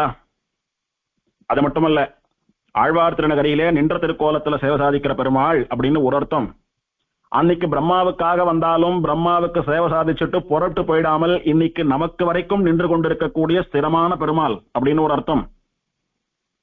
வேதம் முதலான சாஸ்திரங்களிலே நிலை நின்ற பெருமாள், அதாவது வேதம் சாஸ்திரம் இதெல்லாம் யார பரதத்துவம்னு சொல்றது அப்படின்னா, ஸ்திரமா ஒரே குரல்ல வித்தியாசம் இல்லாமல் எம்பெருமான் ஸ்ரீமன் நாராயணனே பரதத்துவம்னு இவனதான் சொல்றது. அப்படி வேதங்கள் என்ன, சாஸ்திரங்கள் என்ன, புராண இதிகாசங்கள் என்ன, எல்லாத்தினாலையும் சாட்சாத் பரதெய்வம் என்று சொல்லப்பட்டவனான அந்த பரதேவதா ஸ்தானத்திலேயே நிலைத்து நிற்கிற பெருமாள். இப்போ பிரம்மான்னு ஒருத்தர் இருக்கார், இதுக்கு முன்னால வேற பிரம்மா இருந்தார், நாளைக்கு வேற பிரம்மா வரலாம், அதே மாதிரி ருத்ரர்கள் மாறிண்டே போலாம், இந்திரன் மாறிண்டே போலாம். ஆனா பரதெய்வம்னு சொல்லக்கூடியது பல பரதெய்வங்கள் உண்டு. ஒரு சைக்கிளுக்கும் ஒரு தெய்வம் டேர்ன் வரும்ன்றது கிடையவே கிடையாது. எப்போதும் ஸ்திரமாக நிலைத்து நிற்கக்கூடியது பரம்பொருளான ஸ்ரீமன் நாராயணன் என்கிற தத்துவமும் அந்த ஸ்ரீமன் நாராயணனுடைய லோகமான பரமபதமும் தான் என்னைக்கும் மகா பிரளயத்திலும் கூட மாறாமல் அழியாமல் இருக்கக்கூடியது. அப்படி ஸ்திரமாக நிலை நின்ற சாஸ்திரங்களிலே நிலைத்திருப்பவனான ஆதிப்பிரான், ஆதிநாதன் சொல்லக்கூடிய ஆழ்வார் திருநகரி பெருமாள், அல்லது பிரம்மா முதலானவர்களை எல்லாம் படைப்பதற்கு முன்னாலேயே தோன்றிய இருந்த ஆதியான சுவாமி, சிருஷ்டி பண்றதுக்கு முன்னாலேயே ஆழ்வார் திருநகரின்னு சொல்லக்கூடியதான திவதேசத்தை சிருஷ்டித்து அந்த ஊரிலே எழுந்தருளியிருந்து பிரம்மா தபஸ் பண்ணி பிரம்மாவுக்கு அனுகிரகம் பண்ணி பிரம்மாவுக்கு சாமர்த்தியத்தையும் சக்தியையும் கொடுத்து பிரம்மா மூலமாக ஒன்னும் தேவும் உலகும் உயிரும் மத்தும் யாதுமெல்லாம் சிருஷ்டி பண்ணினவனான ஆதிநாதன். அவன் உண்ணம் போல் மணிமாடனீடு திருக்குறுகூரதனுள் நிற்க, அந்த பெருமாள் திருக்குறுகூர்ல ஆழ்வார் திருநகரில் நின்று இருக்கான். அங்க நின்றுட்டு எல்லாரும் சேவிக்கிறதுக்காக காத்துன்னு இருக்கான், எல்லோருக்கும் சேவை சாட்சின்னு இருக்கான். எப்பேற்பட்ட திருக்குறுகூர் அப்படின்னா, குன்னம் போல் மணிமாடனீடு திருக்குறுகூர். திருமாளிகைகள் எல்லாம் எப்படி இருக்கான், வீடுகள்லாம் எப்படி இருக்கான், ஸ்கை ஸ்கிரேப்பர்ஸ் போல அப்படி மலை போல நிக்கிறதான் வீடுகள்லாம். ஏதோ ஓட்டு வீடு ஓலை வீடு அப்படிலாம் இல்ல, 5 அடுக்கு 10 அடுக்கு 15 அடுக்குன்னு அந்த காலத்திலேயே பெரிய பெரிய மாளிகைகள்லாம் உண்டாங்க. குன்றம் போல மலையாட்டமா கம்பீரமா வசந்து நிக்கிறதாம். அப்பேற்பட்ட திருமாளிகைகளாலே செல்வம் கொழிக்க பெற்ற ஆதிநாச்சியார் குருகூர் நாச்சியார்னு 2 தாயார்கள் வாசம் பண்ணி அனுகிரகம் பண்ணக்கூடிய ஐஸ்வர்யம் உடையதான திருக்குறுகூரிலே அந்த பிராட்டிமார்களோடு கூட எம்பெருமான் ஆதிநாதன் ஆதிப்பிரான் எழுந்தருளி இருக்க, அவன் இருக்கிற போது, அவன் நின்றுண்டு நமக்காக காத்துன்னு இருக்கிற போது, மற்ற தெய்வம் நாடுதிரே, வேறு தெய்வங்களை தேடி ஓடுறங்களே, இது என்ன முட்டாள்தனம் அப்படின்னு நம்மள ஆழ்வார் வெறுக்கிறார் அப்படின்னு வியாக்கியானம். இதுவரைக்கும் ஆசையா பெருமாளையே பாடிண்டு வந்தவர், இவா நாம பெருமாளை பாட பாட ரொம்ப பக்தியா கேட்டுக்கிறாளே ஒழிய எதை பண்ணக்கூடாதோ, எது பண்ணா பெருமாளுக்கு பிடிக்காதோ, எதை பெருமாள் பண்ணாதேன்னு சொன்னானோ அதையே தானே பண்ணிட்டு இருக்கா. இதையும் பண்றா அதையும் பண்றான்னா எதுக்காக? அது பயனில்லையே. பெருமாள் என்ன சொல்றான்? என் ஒருவனையே பற்று, மாம் ஏகம் சரணம் பிரஜ, என்னுடைய அடியவர்களிடத்திலே அன்போடு கூட இரு.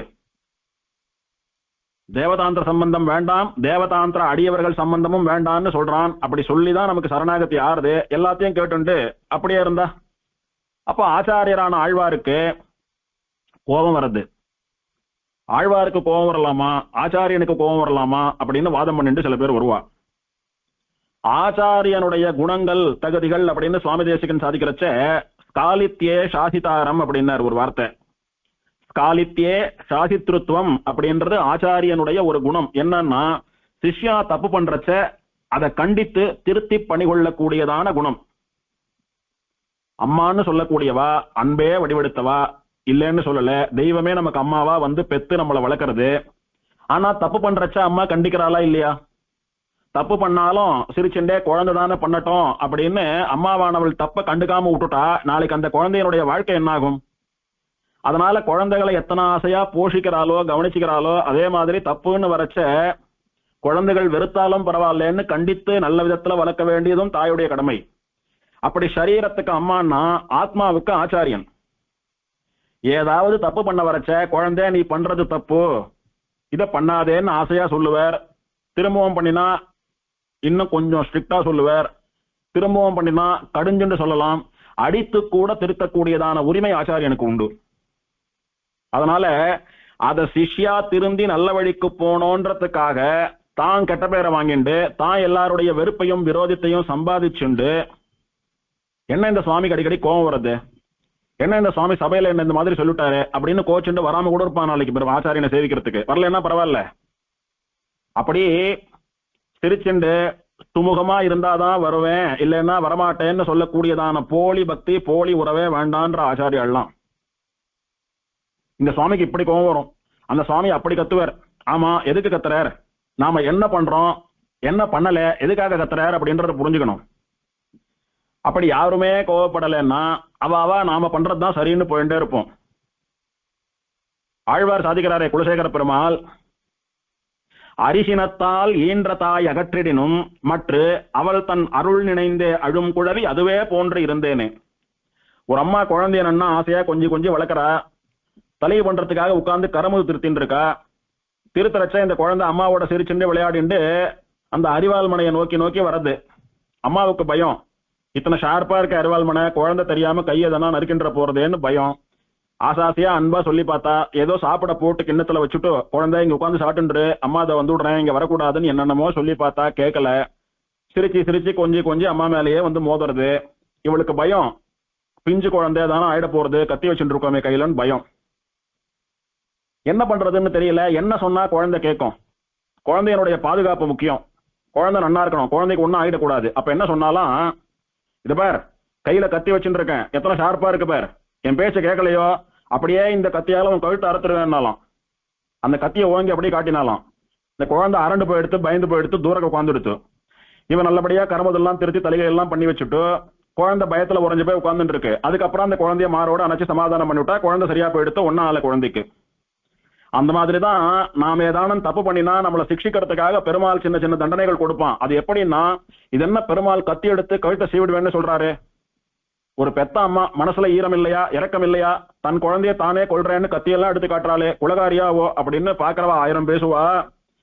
ஆனால் அந்த குழந்தைக்கு எதுவும் ஆயிடக்கூடாதுன்றதுக்காக தாயார் இதை உணர்ச்சி வசப்பட்டு பதறி போய் தான் பண்றான்னு சொல்லக்கூடியது அந்த தாய் மனசுக்கே தெரியும். அந்த மாதிரி பெருமாள் நமக்கு தண்டனை போல கொடுக்கறதெல்லாம் வெறுமை கத்தி எடுத்து காட்டுறான், உன் கழுத்தை சீவிடுவேன்னு சொல்றானே ஒழிய ஒன்னும் பண்ண மாட்டான். அந்த மாதிரி அதுக்கு காரணம் அவனுடைய கருணை. அதே நேரத்துல நாம் அப்படி சொல்லலைன்னா கேட்க மாட்டோம், அதுக்காக அப்படி சொல்றான். அரிசினம் அப்படி கோபம், எப்படி கோபம்னா இந்த கரமுத திருத்துறா மாதிரி உன் கழுத்தை திருத்திடுவேன்னு சொல்லக்கூடிய கோபத்தோடையே நடந்துக்கிறாளாம் தாய். அப்படி நடந்துட்டாதான் அந்த குழந்தை ஒழுங்கா இருக்கு. அப்புறமா அந்த குழந்தை என்ன பண்றது, கர்மதெல்லாம் திருத்தி முடிச்சு அம்மா அப்படியே சாந்தமானா விட்டு அழுதுண்டே வந்து அம்மாவை சேர்த்து கட்டிக்கிறது. எந்த அம்மாவை? எந்த அம்மா உன்னை கழுத்தை சீவிடுவேன்னு சொல்லி மிரட்டினாலோ அந்த அம்மாவை.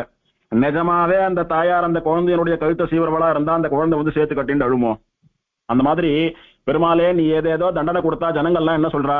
அந்த பெருமாளுக்கு கண் இல்ல, இத்தனை நாள் நான் பெருமாளை சேவிச்சு என்ன பிரயோஜனம், பெருமாள் என்னை இப்படி பாடாப்படுத்துறானே அப்படின்னு எல்லாம் சொல்றா. ஆனா அவன் மேலும் சீரழியாமல் இருக்க நீ அவனை திருத்தறதுக்காக தான் அப்படி பண்றேன்னு எனக்கு தெரியும். அதனால குழந்தை அம்மாவானவள் உன்னை கொண்டுடுவேன்னு சொல்லி மிரட்டினா அந்த குழந்தை எப்படி திரும்ப அவ காலையே கட்டிண்டு அழுறதோ அந்த மாதிரி நீ என்ன மிரட்டினாலும் உன் காலையே கட்டிண்டு தான் அழுதுன்னு இருப்பேன். நீ என் நல்லதுக்காக சொல்றேன்னு தான் நான் புரிஞ்சுட்டு இருக்கேன், அது சத்தியம் அப்படின்னு குலசேகர பெருமாள் சாதிக்கிறார். அந்த மாதிரி உன்னிடத்துல இருப்பேன்னு சொல்றார். அப்படிதான் நம்மாழ்வார் நிதானமா குழந்தைக்கு சொல்றாப்புல சொல்லிட்டு வந்தார். யாரும் கேட்கறாப்புல தெரியல. அவர் கண் முன்னால அவர் இருக்கிற ஊர்லயே எதெல்லாம் ஒரு ஸ்ரீவைஷ்ணவன் பண்ணக்கூடாதோ அதெல்லாம் பண்ணிட்டு சுத்தரா ஜனங்கள்லாம். இப்படி அஞ்ஞானத்திலேயே இருந்துட்டு இருக்கீங்களேன்னு உங்களெல்லாம் கரை சேர்க்கறதுக்கு, உங்களுக்கு ஒரு ஞானத்தை கொடுக்கறதுக்கு, ஒரு நல்ல மார்க்கத்துல உங்களை திணிக்கிறதுக்கு தானே நான் வந்திருக்கேன். என் முன்னால் இப்படி பண்றீங்களேன்னு ஆழ்வாருக்கு லேசான வெறுப்பு வர்றது. இப்போ வெறுப்புன்னா ஒரேடியா வெறுத்துடல ஆழ்வார். அப்படி வெறுத்தா இவாளுக்கு போய் இத்தனை நாள் சொன்னோமேன்னு எழுந்து போயிட்டு இருப்பார். அல்லது பாசுரம் சொல்றதை நிறுத்திட்டு உடனே ஆர்த்த பிரபத்தி பண்ணி பரம்பரிச்சுட்டு இருப்பார் ஆழ்வார். கேவலம் பாசுரம் பாடுறத உபதேசம் பண்றதையாவது நிறுத்திட்டு இருப்பார். ஆனா வெறுத்து கோபத்தோட பாசுரம் பாடுறாரே, அப்ப என்ன அர்த்தம்? சிரிச்சு சிரிச்சு சொன்னா கேட்கல, கோபமா சொன்னாலாவது கேட்கறாளா பார்க்கலான்னு அவ கிட்ட இருக்கக்கூடிய கருணை தயை தான் அதுக்கும் காரணம். இப்படி நமக்காகவே எம்பெருமான் இங்க வந்து நின்று இருக்கான். பிரம்மா சிருஷ்டி பண்ணக்கூடிய தொழிலை பண்ணக்கூடியவன், அவனுக்கு அந்த சக்தி சாமர்த்தியம் எல்லாம் உண்டு. ஆனா அவனே சிருஷ்டி பண்றதுக்கு தயங்கின போது எந்த பெருமாள் காப்பாத்தினார்? இந்த ஆதிப்பிரான் தானே காப்பாத்தினார்.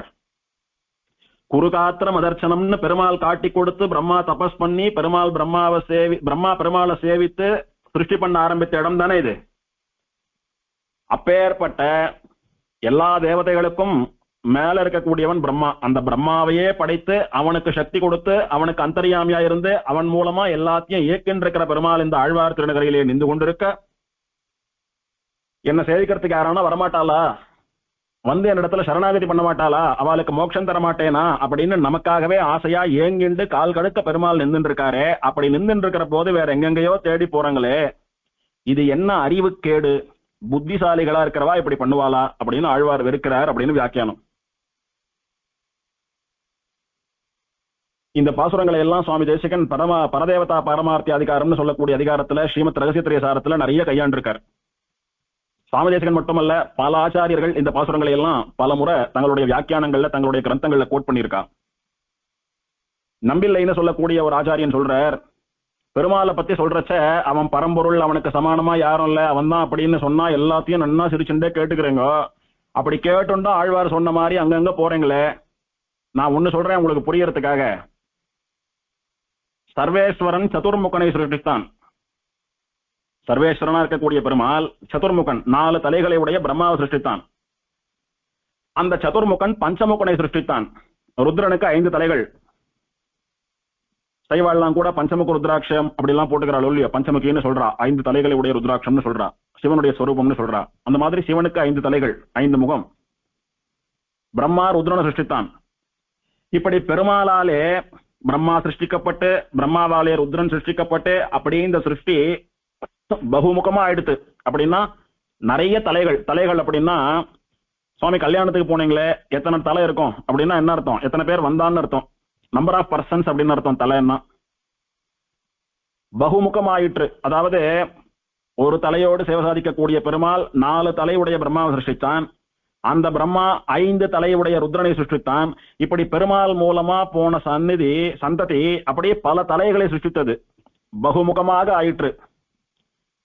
பிரஜாபதிகள், ஏகாதச ருத்ரர்கள், துவாதச ஆதித்யாள், தேவர்கள் அப்படின்னு எத்தனை பேர், மனுஷா வரைக்கும், புல் பூண்டுகள் வரைக்கும், மிருகங்கள் வரைக்கும், ஜந்துக்கள் வரைக்கும், 1 அறிவு 2 அறிவு 3 அறிவு 4 அறிவு 5 அறிவு 6 அறிவுன்னு எத்தனை படைத்தான். எதுக்காக சொல்றாரு அப்படின்னா, சதுர்முகனான பிரம்மாவையும் பஞ்சமுகனான ருத்ரனையும் பரதெய்வம்னு நினைத்து வழிபட்டுக் கொண்டிருக்கிறீர்களே, அவளை போல பகுமுகங்களையும், 4 முகம் இருக்கிறவன் மட்டும் இல்ல, 5 முகம் இருக்கிறவன் மட்டும் இல்ல, கணக்கே இல்லாத அத்தனை முகங்களையும் படைத்தவன் இந்த ஒரு முகம் உடைய எம்பெருமான் தான். அப்பேற்பட்ட சர்வேஸ்வரனா எல்லாருக்கும் சுவாமியா இருக்கக்கூடியவன் நீங்க கண்ணால பார்த்து சேவிக்கலாம்படியா ஆழ்வார் திருநகரில நின்று இருக்கான். உங்களை எதிர்பார்த்துட்டு நீங்க வரமாட்டீங்களான்னு காத்துட்டு நின்றுருக்கான். அவனை விட்டுட்டு வேற தேவதையை நாடி போறங்களே, தேடி போறங்களே அப்படின்னு ஆழ்வார் கடிஞ்சுக்கிறார். இத ஒரு ஸ்லோகத்தினால சொல்லி நம்பில புரிய வைக்கிறார். வாசுதேவம் பரித்யஜ்ய யோ அந்யம் தேவம் உபாசத்தே ரிஷிதோ ஜான்னவி தீரே கூபம் கனதி துர்மதிஹி. ஒருத்தனுக்கு நல்ல தாகம் எடுக்கிறது, கங்கை அப்படி பிரவாகமா ஓடின்னு இருக்கு, சுத்தமான பகவானுடைய ஸ்ரீபாத தீர்த்தம் கங்கை, அதுல போய் இவன் வேணுன்ற அளவுக்கு தீர்த்தம் பருகலாமோன்னு எத்தனை சொம்பு எத்தனை குடம் எடுத்து சாட்டா இவனை யார் கேட்க போறா? அவன் என்ன பண்ணினானா, கங்கை கரையில போய் கடப்பாறையை வச்சுட்டு ஒரு கிணறு தோண்டினானா. ஏன்டா கிணறு தோண்டின்னு இருக்கேன்னா, தாகமா இருக்கு, சாப்பிட தீர்த்தம் வேணும், அதனால கிணறு தோன்றேன்னானா. அந்த மாதிரி கங்கை நதியாட்டமா எல்லாருடைய பாவங்களையும் கழுவி எல்லாருக்கும் மோட்சம் தருவதற்காக ஆதிநாத பெருமாள் கங்கையாட்டமா இருந்துட்டு இருக்கான். அவன் கரையிலேயே நீங்கள்லாம் கிணறு தோன்றா மாதிரி ஏதேதோ அல்ப தெய்வங்களையும் தேவதாந்திரங்களையும் சேவித்துக் கொண்டிருக்கிறீர்களே, இது முட்டாள்தனம் அப்படின்னு ஆழ்வார் பரிகாசம் பண்றாருன்னு நம்பில சாதிக்கிறார்.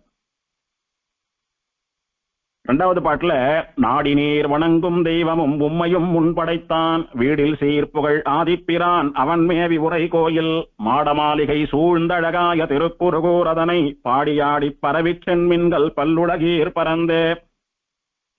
பல்லுலகீர் ஆழ்வார் சொல்றார், இந்த பூமியில இருக்கிற ஜனங்களை பார்த்துட்டு நான் பேசிட்டு இருக்கேன், அவளுக்கு உபதேசம் பண்றேன்னு நினைச்சுட்டு மத்தவாள்லாம் நமக்கு பண்ணல, இவர் பூலோக வாசிகளுக்கு மட்டுமே மனுஷாளுக்கு மட்டுமே சொல்றாருன்னு நினைச்சுக்காதங்கோ.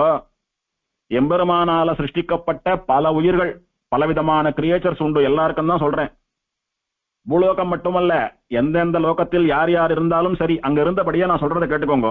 பல்லுலகீர் பல வகைப்பட்ட உலகத்தில் உள்ளவர்களே, நாடி நீர் வணங்கும் தெய்வமும், நீங்க தேடி தேடி போய் சேவிக்கிறீங்களே சில தெய்வங்கள், அவளையும் உம்மையும் தேடி தேடி ஓடுற உங்களையும் முன் படைத்தான். முதல்ல படைச்சவன் யாரு? இந்த எம்பெருமான் தான். உங்களை படைச்சது போலவேதான் நீங்க தேடி ஓடக்கூடிய சிறு தெய்வங்களையும் இவன் தான் படைச்சான். வீடில் சீர்ப்புகழ் ஆதிப்பிரான், கணக்கே இல்லாத நிறைய கல்யாண குணங்களை உடையவனான, அந்த கல்யாண குணங்களாலே புகழ் உடையவனான ஆதிப்பிரான் ஆதிநாதன் சொல்லக்கூடிய எம்பெருமான் அவன் மேவி உரை கோயில், அவன் விரும்பி ஆசைப்பட்டு ஸ்திரவாசம் பண்ணிக்கொண்டு எப்போதும் நிரந்தரமாக எழுந்தருளி இருக்கக்கூடிய இடம் இந்த திருக்குறுகூர். பெருமாளுக்கு எதனால பெருமைன்னா அவனுடைய குணங்களினால பெருமையாம். எது சாத்வீக மூர்த்தி அப்படின்னு பிருகு தெரிஞ்சுக்கிறதுக்கு என்ன பண்ணார் அது எல்லாருக்கும் தெரியும். அப்போ எம்பெருமானுடைய பொறுமை குணம், தயா குணம் இதெல்லாம் பிரதானமா மற்ற குணங்களை எல்லாம் காட்டிலும் விசேஷமான குணமா பெருமாளுக்கே மணிமகுடம் போல இருக்கக்கூடிய குணங்களா இருக்கிறபடினாலே இவன் தான் பரமதயாலு, இவன் தான் தயாமூர்த்தி, இவன் தான் அருள் மா கடல்,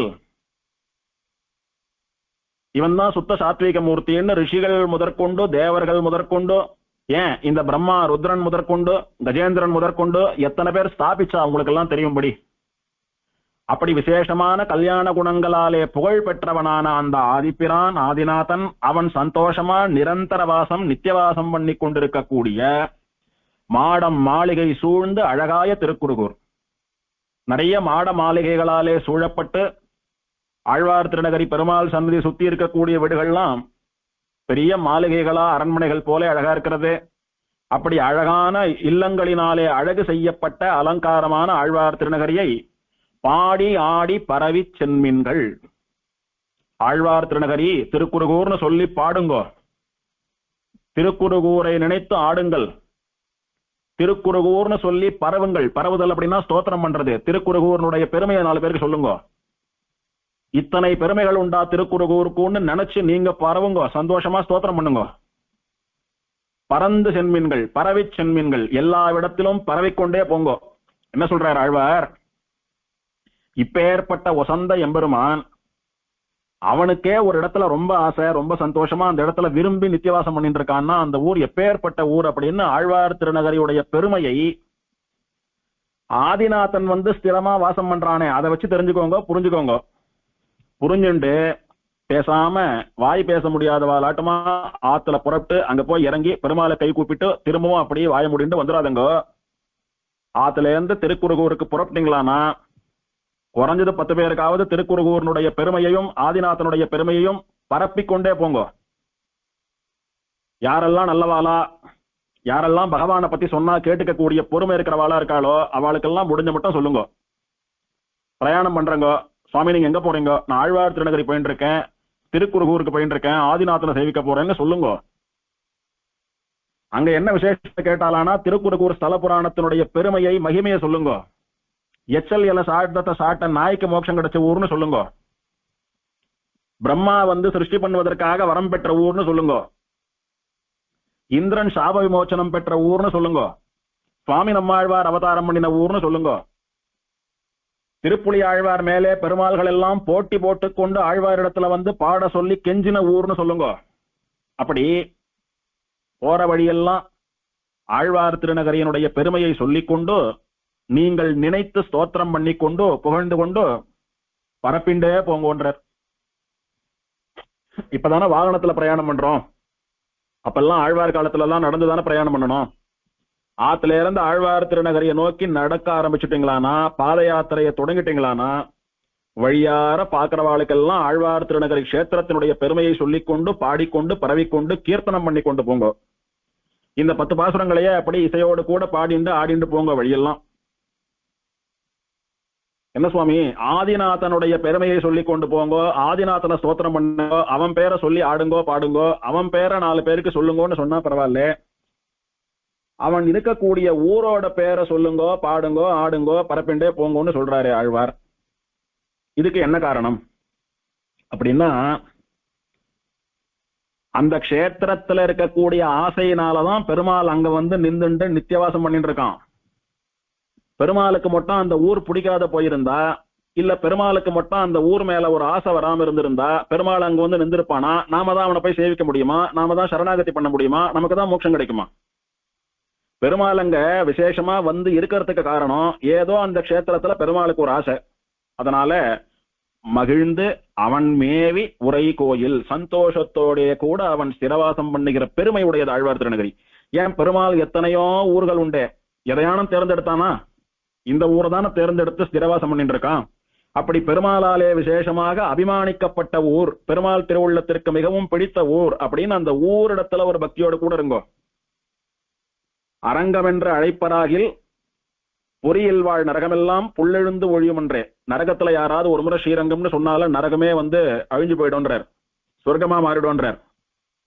பெருமாளுடைய பெயரை கூட சொல்ல வேண்டாம், பெருமாளுடைய திவ்யதேசத்தினுடைய பெயரை சொன்னா போரும். அப்படி பகவானுக்கு சமானமான பெருமை படைத்தது பகவான் வசிக்கக்கூடியதான க்ஷேத்திரம் ஸ்ரீரங்கம். அப்படின்னு சொல்லாதவன் சாப்பிடுற சாப்பாட்டை புடுங்கி நாய்க்கு போடுங்கன்றார். ஒரு நாளைக்கு ஒரு முறையான ஸ்ரீரங்கத்தினுடைய பேரை சொல்லிடணும், அந்த வாய்க்கு தான் சாதம். அப்படி ஸ்ரீரங்கம்னு சொல்லாத ஸ்ரீரங்கத்தை மறந்துட்டு சாப்பிடுற வாய் இருக்க, அந்த சாதத்தை தூக்கி நாய்க்கு போடுங்க, இவன் சாப்பிடாமே இருக்கட்டும்னு சொல்றாரு ஆழ்வார், கடிஞ்சிக்கிறார். அப்படின்னா என்ன, ஸ்ரீரங்கம்னு சொன்னாதான் ஆச்சான்னா? ஸ்ரீரங்கம் மட்டுமல்ல, ஸ்ரீரங்கம் முதலாக என்னென்ன திவதேசங்கள் உண்டோ ஏதாவது ஒரு திவதேசத்தினுடைய பெயரை ஒரு நாளைக்கு ஒரு முறையாவது சொன்னால் போரும். திருமலைன்னு சொல்லு, காஞ்சின்னு சொல்லு, ஆழ்வார் திருநகரின்னு சொல்லு, திருவள்ளூர்னு சொல்லு, திருமாலிருஞ்சோலைன்னு சொல்லு, ஏதோ எம்பெருமான் இருக்கக்கூடிய ஒரு திவதேசத்தினுடைய பெயரை சொல்லுங்கள், ஒரு எம்பெருமானுடைய பெயரை ஒரு முறையாவது சொல்லுங்கள். அப்படி சொல்றவாதான் வாழ்வதற்கும் சாப்பிடுவதற்கும் தகுதி உடையவர்கள் அப்படின்னு ஆழ்வார் சொல்றார். அப்படி என்ன அர்த்தம் அப்படின்னா, அதெல்லாம் சொல்லாம வாழறவன் வாழ்வது வீண். அவர்கள் வையத்து வாழ்பவர்கள் அல்ல, வையத்திலே தாழ்பவர்கள். ஏதோ கடமைக்காக காலத்தை கழிச்சுட்டு இருக்கா. எல்லா உலகங்களில் இருக்கக்கூடிய மொத்த பேருக்கும் சொல்றேன் கேட்டுக்கோங்க. நீங்கெல்லாம் தேடி தேடி எந்த தேவதையெல்லாம் போய் சேவிக்கிறீங்களோ அந்த தேவதைகளையே இவன் தான் படைச்சான்.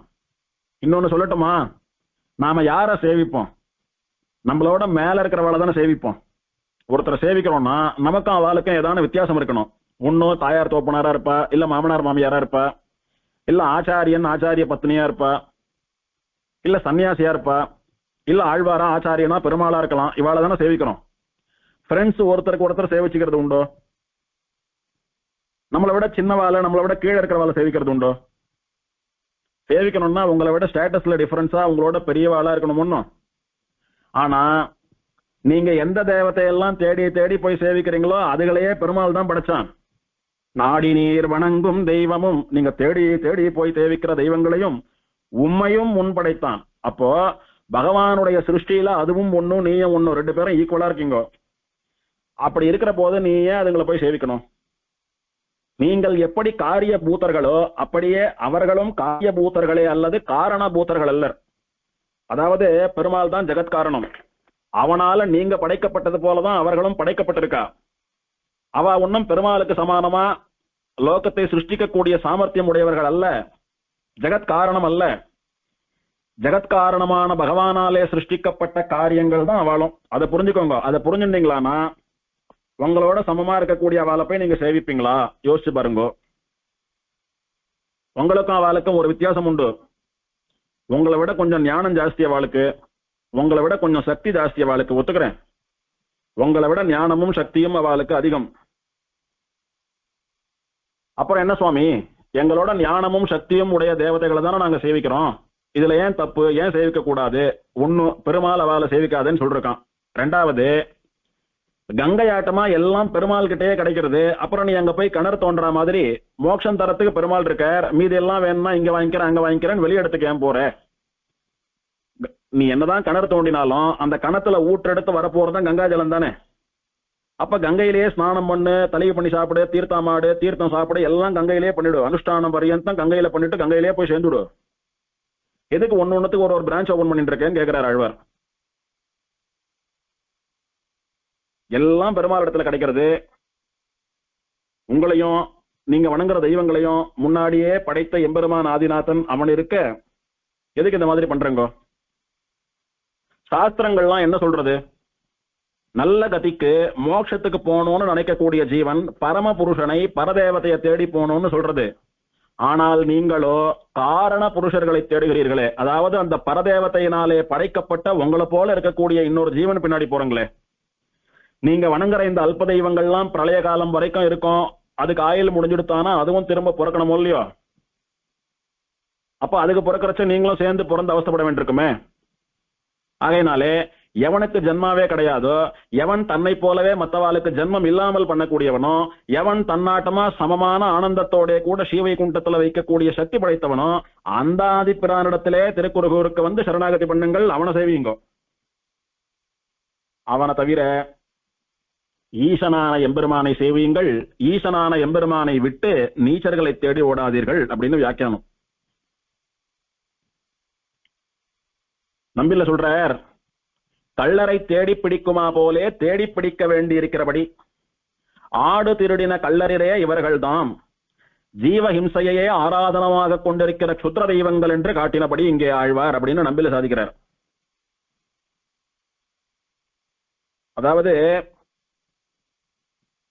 திருட்டு தொழில் பண்றவா அவளை பார்த்தாலே திருடர்கள் அப்படின்னு தெரியற மாதிரி அதுக்குன்னு ஒரு ட்ரெஸ் கோடு, யூனிஃபார்ம், ஐடென்டிபிகேஷனோட எல்லாம் சுத்தின்னு இருக்க மாட்டா. நாங்க திருடர்கள் அப்படின்னு சொல்லிட்டு சுத்த மாட்டா. நமக்கும் அவளுக்கும் வித்தியாசம் இல்லாதபடி நம்மளோட கூட டீசெண்டா வருவா. ஆனா அவ பாட்டுக்கு அவ ரகசியமா அவ தொழிலை பண்ணிட்டு இருப்பா. அந்த மாதிரி அப்படியே ஒரு உற்சவ கூட்டத்துல ஒரு நதிக்கரையில ஆடுகள்லாம் மேய்ச்சிட்டு இருந்தான் ஒருத்தன், கண்ணை சந்து போய் தூங்கிட்டான். அங்க ஆத்த தீர்த்தம் ஆடுறதுக்கு டீசெண்டா வந்தது போல சில பேர் வந்தா, அவளே ஆடுகளை எல்லாம் ஓட்டின்னு போயிட்டான். ஓட்டின்னு போய் எங்கேயோ மறைச்சு வச்சுட்டு ஒன்னும் தெரியாத மாதிரி ஆத்துல வந்து குளிச்சுட்டு இருக்கா. இப்ப தூங்கி எழுந்திருந்தவன் ஆடுகளை காணோன்னு பதறி போயிட்டான். தேடி பாக்குறான், காணோம். சுத்தி யாரானோ சந்தேகப்படும்படியா இருக்கலாம்னு பார்த்தா ஒருத்தரையும் காணோம். எல்லாம் அத்தனை டீசெண்டா அத்தனை ப்ராப்பரா மெயின்டைன் பண்ணிட்டு இருக்கா. அப்புறம் ரொம்ப தேடி தேடி கஷ்டப்பட்டு கண்டுபிடிக்க வேண்டியதா போயிடுச்சு யார் திருடினான்றது. அந்த மாதிரி ஜீவஹிம்சையே ஆராதனமாக கொண்டிருக்கிற க்ஷுத்ர தெய்வங்கள், நீங்க எந்த தேவத்தையெல்லாம் போய் சக்தி உள்ளதுன்னு சேவிக்கிறீங்களோ, வரம் கொடுக்கும், கூரையை பிச்சுண்டு கொடுக்கும்னு சேவிக்கிறீங்களோ, அதெல்லாம் எப்பேற்பட்டது தெரியுமா? ஜீவஹிம்சை தான் அதுங்களுக்கு ஆராதனம். அப்படின்னா இத்த கொண்டாந்து விட்டு அத்தை கொண்டாந்து பலியிடு அப்படின்னு சொல்லக்கூடியதுதான் அதற்கு ஆராதனம். ஒன்னாட்டம் அந்த பசுவோ ஆடோ மாடோ அதுவும் ஒரு ஜீவன் தானே. தேவத்தைன்னு சொன்னா எல்லா ஜீவராசிகளையும் ரட்சிக்கணுமா, அல்லது தன்னை வணங்கக்கூடிய மனுஷனை மட்டும் ரட்சிக்கணுமா?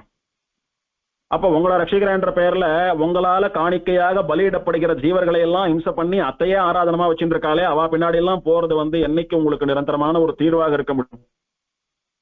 அதனால போவாதீங்க. அவன் மேவி உரை கோயில் அப்படின்னு சொன்னதுக்கு ஆச்சாரியர் சொல்றார், பரமபதத்துல எப்படி சந்தோஷமா நிரந்தரமா வாசம் பண்றானோ அந்த மாதிரி ஆழ்வார் திருநகரில நிரந்தரமா வாசம் பண்றானோ. எதுக்காக அப்படின்னா, இப்ப ஏற்பட்ட வசந்த பரமபதத்துல இத்தனை ஆனந்தமா நாம இருந்துட்டு இருக்கோம். ஆனா நம்முடைய குழந்தைகள்லாம் இங்க வந்து அந்த ஆனந்தத்தை அனுபவிக்க முடியாம சம்சாரிகளா தெரிஞ்சுட்டு இருக்காளே அப்படின்னு பெருமாளுக்கு ஒரு குறை உண்டாம் பரமபதத்துல. அம்மான்னு சொல்லக்கூடியவோ அல்லது ஒரு பாட்டி தாத்தா அந்த மாதிரி குழந்தைகளிடத்துல பேரம்பேத்திகள் இடத்துல ரொம்ப ஆசையா இருக்கிறவாளுக்கு ஏதான விசேஷமா சாப்பிடுற வஸ்து கிடைக்கிறது, கோவில்ல இருந்து பிரசாதம் வர்றது, ஒரு பட்சணம் பண்ணிருக்கா, ஒரு சாக்லேட் இருக்கு, ஏதோ ஒன்று இருக்குன்னு வச்சுக்கலாம். அது அவ வந்து நமக்கு கிடைச்சுதான் நாம சாப்பிடலாம்னு சாப்பிட்டா அவ நல்ல அம்மா அப்பா நல்ல தாத்தா பாட்டியே கிடையாது. சாப்பிடுற சமயத்துல குழந்தைகளை அவ யார் ஆசையா வளர்க்குறாளோ அவளை நினைச்சுப்பா, இத்தனை ஆசையா இருக்கு, குழந்தை ஸ்கூலுக்கு போயிருக்கு, வந்தா கொடுத்தா சந்தோஷமா சாப்பிடும் அப்படின்னு சுட சுட இவ சாப்பிடும்படியா கிடைச்ச வஸ்துவை கூட அந்த குழந்தைகளுக்காக எடுத்து வச்சு குழந்தை வந்த உடனே கொடுத்துட்டு இவ துளி போட்டுக்கிறா வாயில. சில குழந்தைகள் முழுசா சாப்பிட்டா அதை பார்த்து சந்தோஷப்படுறா, இந்த குழந்தைக்காக வச்சு எனக்கு இல்லாத போயிடுதேன்னு வருத்தப்படுறது இல்லை.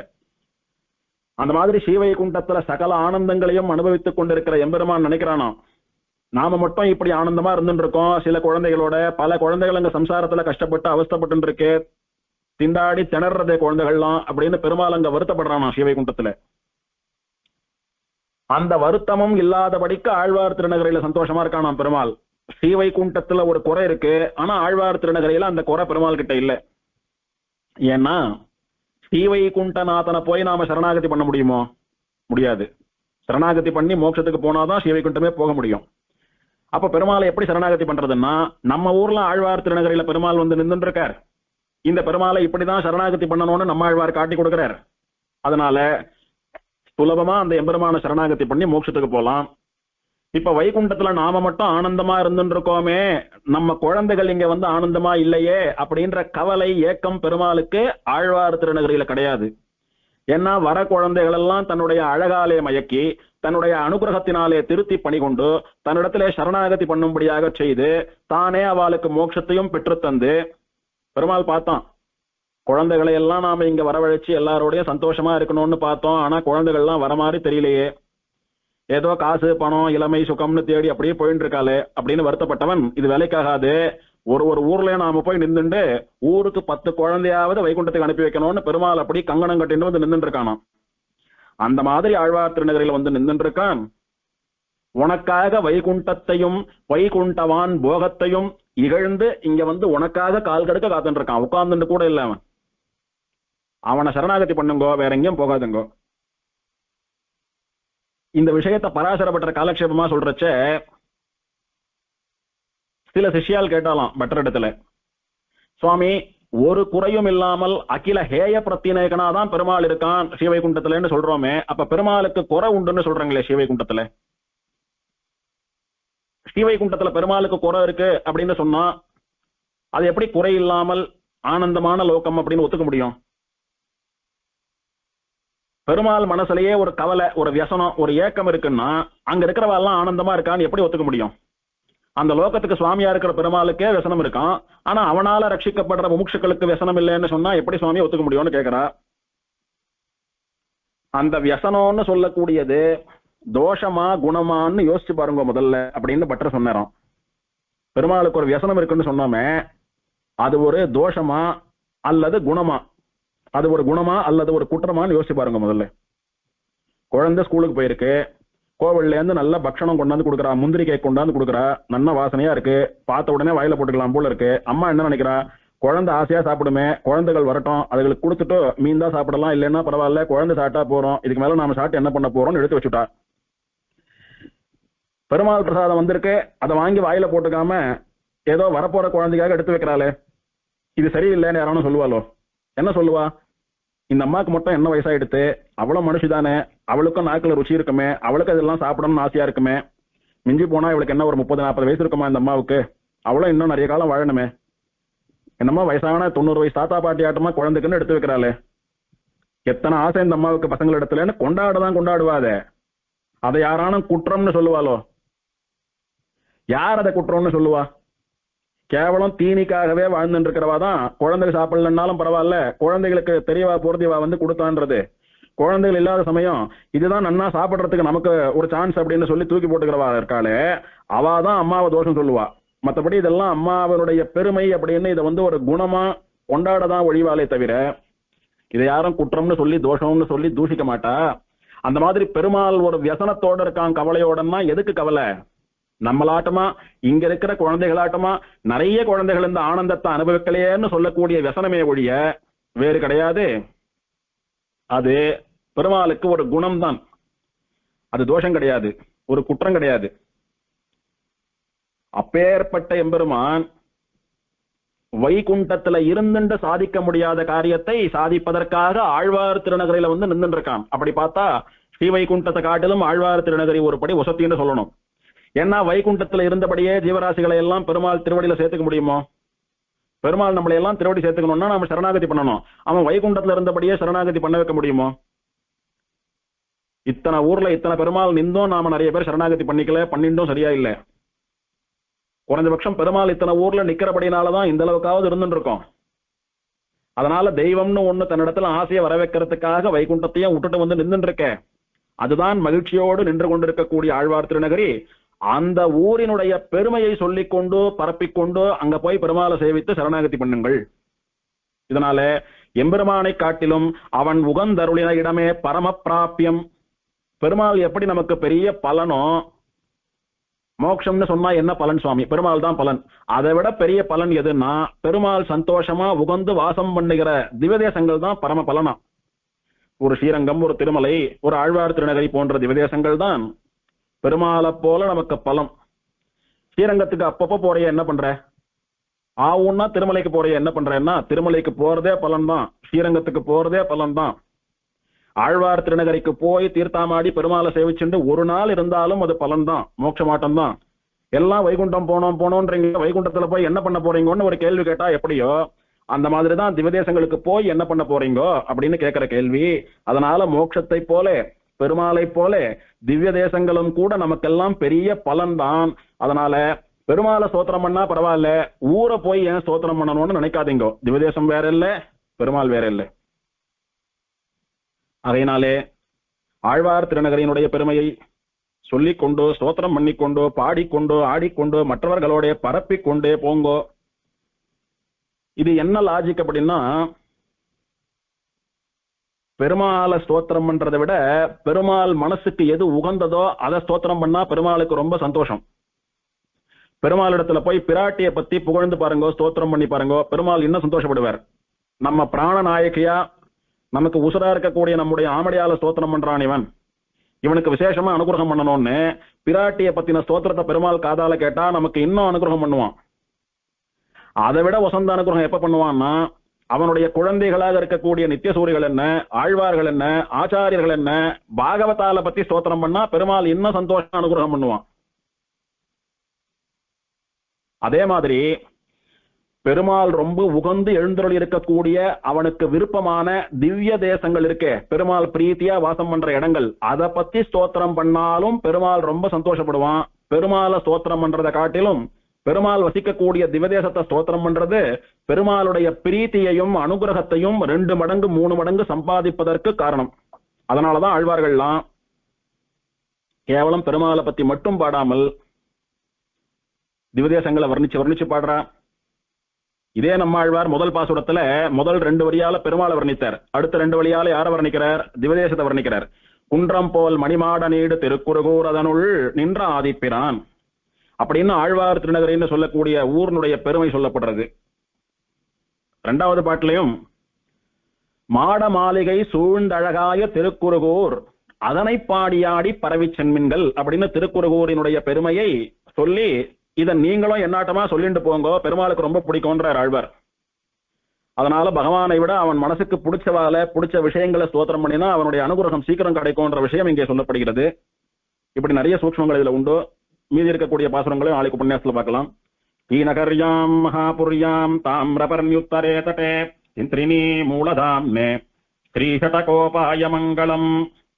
சீரார்த்தூப்புள் திருவேங்கடமுடையான் திருவடிகளே சரணம்.